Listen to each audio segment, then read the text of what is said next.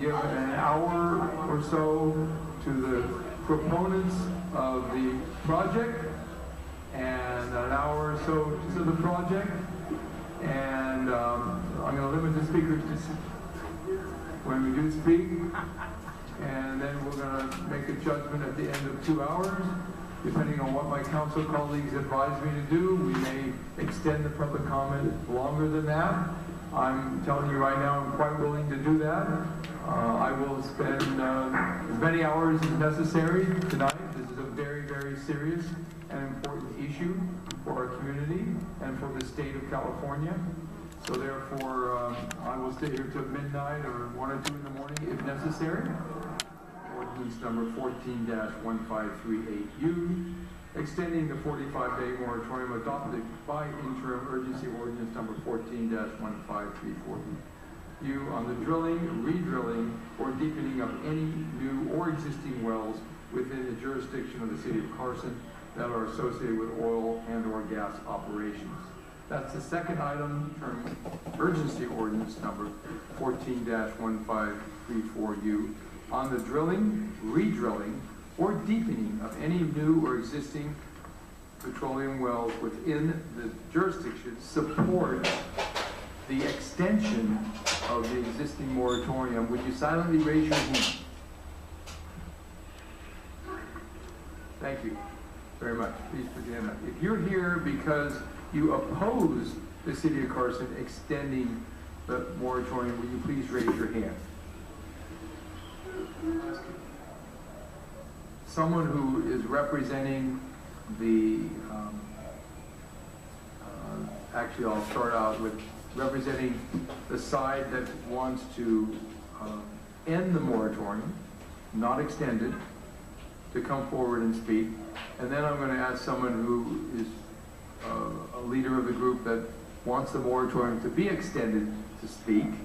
And I'm going to give each one of those persons like 5 minutes to give their little talk. And then at that important issue before the city of Carson, so I'm going to declare this a public hearing. City Council, I'm Ron Miller, Executive Secretary of the LA Orange County Building and Construction Trades Council.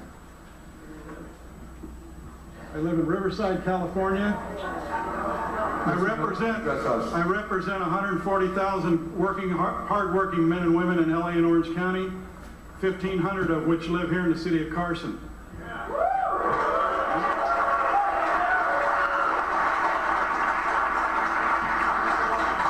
I want everybody in the room that wants this ban stopped to stand up, please.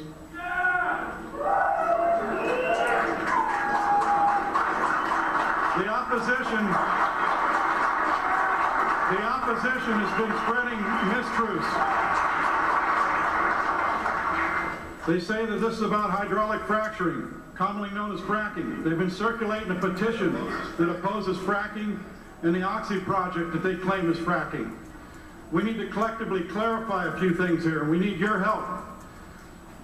First of all, this ban is not a ban on fracking. It's a ban on any type of oil extraction. Secondly, there's no fracking currently going on or even proposed for Carson. In the pending Oxy draft EIR, it's clear that there's no fracking involved in the project, nor would it be allowed. Here are a couple of facts that we know to be true.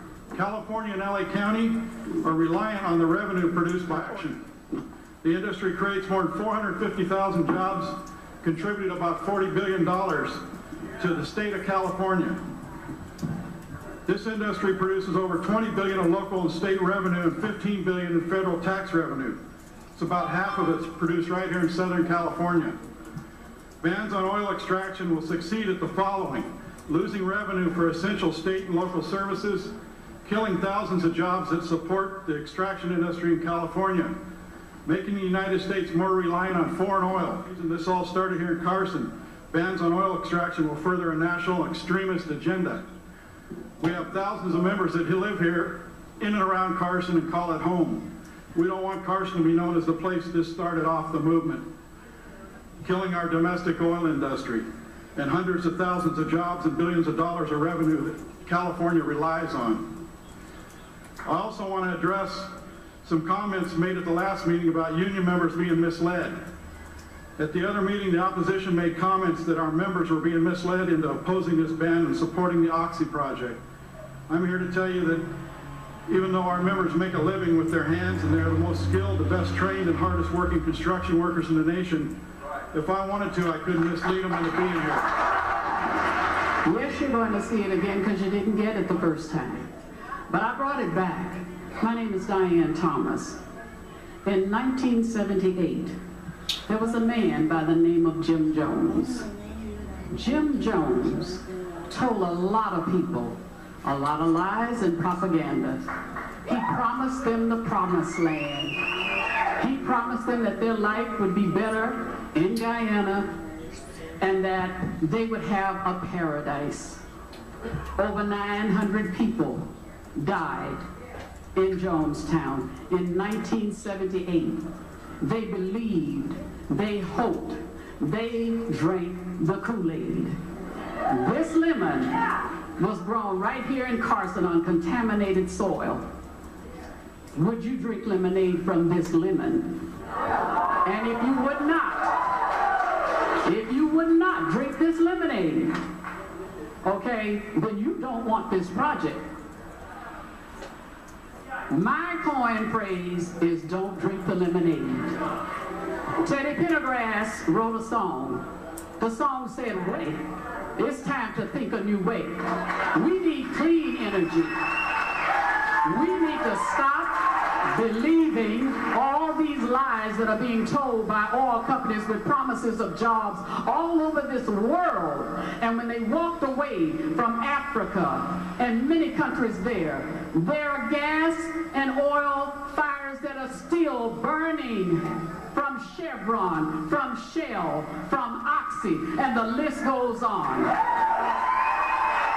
Hear me now, wait a minute.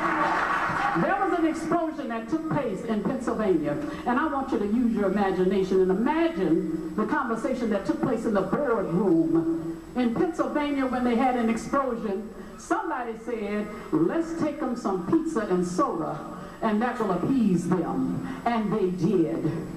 When Wilmington experienced 70 barrels of oil coming up running along their streets, somebody in a boardroom said, let's take them some breakfast burritos and give them a gift card. All money is not good money, and all money can't save your life. Say this council woke up, and this council put this moratorium in place with a 5-0 vote. No one across this world had heard of Carson. When you made that stand that night, you had no fear. Al Jazeera World News came. They said, we want to see these people because you were the first city in the state of California to put a ban on it.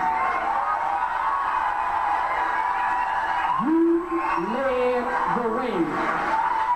Not only did you lead the way, but you doubled down. You said there's a bill, SB 1132, and we're going to send a resolution to Sacramento and tell them we want this bill to pass.